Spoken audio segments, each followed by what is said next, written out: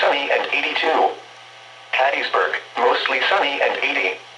Mobile, Alabama, mostly sunny and 82.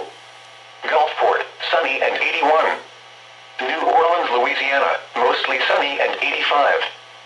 Baton Rouge, Louisiana, sunny and 84. And in Alexandria, Louisiana, mostly sunny and 82 degrees.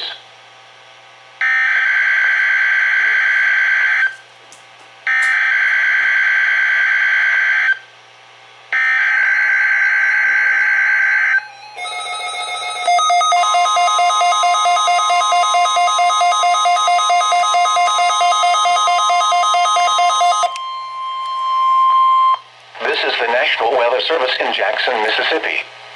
The preceding signal was a test of the weather radio warning alarm device. During potentially dangerous weather situations, specially built receivers can be automatically activated by the signal to warn of the impending hazard. Tests of the signal and your receiver's performance are normally conducted by the National Weather Service each Wednesday between 11 a.m. and noon. If there is a threat of severe weather, the test will be postponed to the next available good weather day.